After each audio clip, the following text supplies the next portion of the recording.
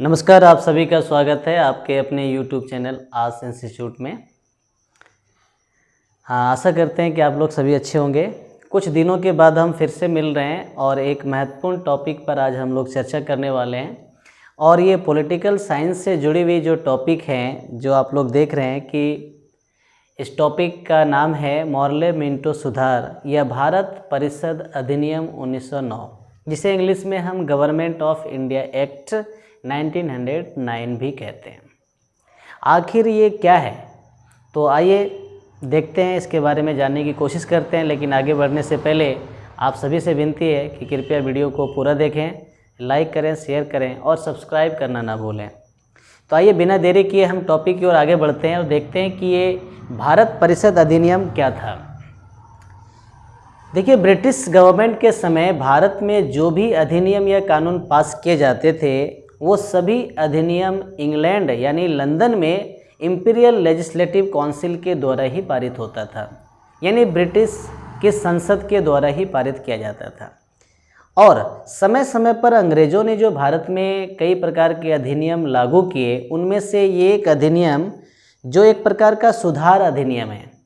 इसमें आप देख रहे हैं कि यहाँ पर मॉर्ले मिंटो सुधार कहा गया है और यहाँ दो व्यक्ति का नाम एक साथ जुड़ा हुआ है। एक है मॉर्ले। तो मॉर्ले कौन थे? मॉर्ले जो हैं ये भारत के राज्य सचिव थे। भारत के राज्य सचिव, जिसके बारे में हमने पिछले वीडियो में भी जिक्र किया था कि सेक्रेटरी ऑफ इंडिया, भारत के राज्य सचिव। और इनका ये पद इंग्लैंड में होता था, यानी इंग्लैंड में राज्य सचिव, और इसके अंडर काम करते थे वायसराय, जिसका पहले नाम गवर्नर जनरल हुआ करता था। और ये जो मिंटो है, लॉर्ड मिंटो, तो लॉर्ड मिंटो जो थे ये भारत के वायसराय थे। वायसराय यानी भारत के राज्य सचिव मॉर्ले और जो मिंटो थे ये वायसराय थे। तो राज्य सचिव के अंडर वायसराय का काम होता था। तो इन दोनों की एक साथ जो ये अधिनियम, इन दोनों के कार्य को एक साथ जोड़ा जाता है और कहा जाता है मॉर्ले मिंटो सुधार। आखिर क्या था, तो आइए देखते हैं कि इसमें किस प्रकार के सुधार कार्य किए गए थे। तो अंग्रेज़ों ने पहली बार इसी अधिनियम के तहत अगर कहा जाए कि सबसे जो उनकी बड़ी पॉलिसी मानते हैं हम, फूट डालो और शासन करो, इस नीति का जन्म कहीं ना कहीं इसी अधिनियम से हुआ था। तो आप सभी जानते हैं कि फूट डालो और शासन करो की नीति यहीं से शुरू हुई थी, भारत परिषद अधिनियम 1909 से। क्योंकि इसी के अंतर्गत सबसे पहले अंग्रेज़ों ने मुस्लिमों के लिए पृथक निर्वाचन की व्यवस्था की थी। पृथक निर्वाचन, ये पृथक निर्वाचन का अर्थ क्या हुआ? यानी भारत के जिस क्षेत्र में मुस्लिमों की संख्या ज़्यादा है, उस क्षेत्र से मुस्लिम ही चुनाव में भाग ले सकते थे और उन सदस्यों का चुनाव मुस्लिम ही कर सकते थे। यानी मतदाता मुस्लिम और जो चुने जाने वाले सदस्य वो भी मुस्लिम। तो एक प्रकार कहीं ना कहीं ये पृथक निर्वाचन की व्यवस्था जो अंग्रेज़ों ने लागू किया, इस व्यवस्था से ही भारत में एक बड़ी नीति का जन्म हुआ अंग्रेज़ों का, जिसे हम फूट डालो और शासन करो कहते हैं। यानी डिवाइड एंड रूल की पॉलिसी यहीं से शुरुआत हुई। और इस नीति को जन्म देने वाले ये जो फूट डालो और शासन करो की नीति है, फूट डालो और शासन करो, डिवाइड एंड रूल, तो इस पॉलिसी को जन्म देने वाले वायसराय लॉर्ड मिंटो ही थे। कौन थे? Viceroy Lord Minto. इसीलिए वायसराय लॉर्ड मिंटो को माना जाता है सांप्रदायिक निर्वाचन के जनक। सांप्रदायिक निर्वाचन के जनक, इन शब्दों का प्रयोग प्रतिदिन कहीं ना कहीं होता रहता है कि सांप्रदायिक निर्वाचन का अर्थ क्या हुआ। निर्वाचन के जनक, यानी आज जो आए दिन हम भारत में देखते हैं कि धर्म के नाम पर जो राजनीति की जाती है और धर्म के नाम पर की गई राजनीति से जो दंगे भड़कते हैं, इसे कहते हैं हम सांप्रदायिक दंगे। और इसका जन्मदाता लॉर्ड मिंटो ही थे, जो भारत के वायसराय थे, क्योंकि इन्होंने ही 1909 में पहली बार भारत में मुस्लिमों के लिए जो पृथक यानी अलग से निर्वाचन की व्यवस्था की कि मुस्लिम सदस्यों का चुनाव मुस्लिम मतदाता के द्वारा ही किया जाएगा किसी विशेष क्षेत्र में जहां मुस्लिमों की संख्या ज़्यादा है। इस नीति के कारण ही भारत में सांप्रदायिकता का उदय हुआ और सांप्रदायिक दंगे यहीं से शुरुआत होते हैं।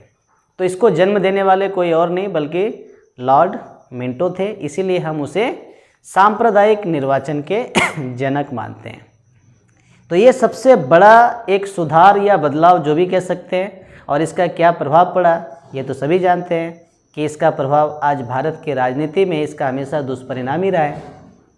तो ये पहले पॉइंट है। दूसरी बातें अगर हम देखें तो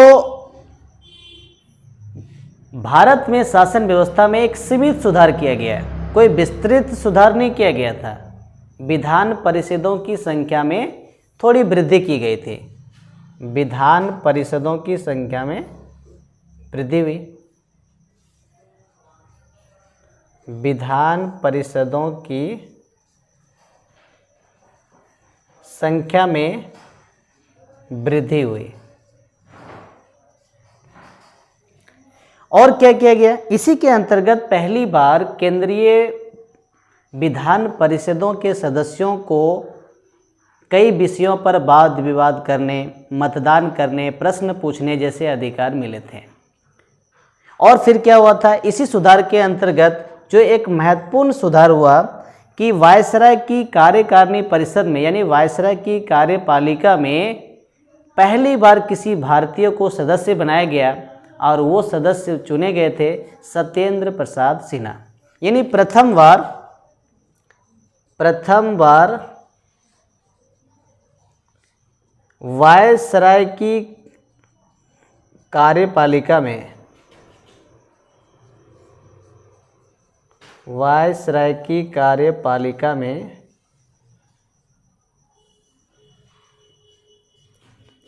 भारतीय सदस्य का चुनाव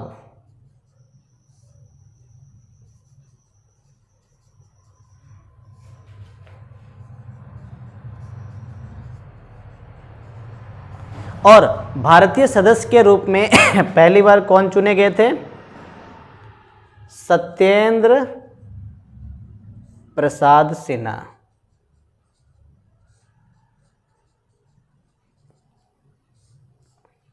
तो ये वो पहले व्यक्ति थे जो वायसराय की कार्यपालिका में भारतीय सदस्य के रूप में ये चुने गए, सत्येंद्र प्रसाद सिन्हा, और इन्हें विधि सदस्य भी चुना गया था।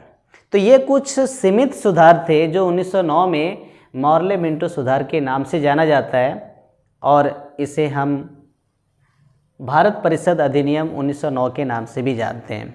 इसके 10 साल के बाद फिर से एक सुधार आया था जिसके बारे में हम अगली क्लास में चर्चा करेंगे, जिसे मॉन्टेग्यू चेम्सफोर्ड सुधार भी कहते हैं। तो आशा करते हैं कि यहाँ पर आपको दी गई जानकारी भारत परिषद अधिनियम यानी मॉर्ले मिंटो सुधार के बारे में जो जानकारी दिया गया ये आपको ज़रूर पसंद आया होगा।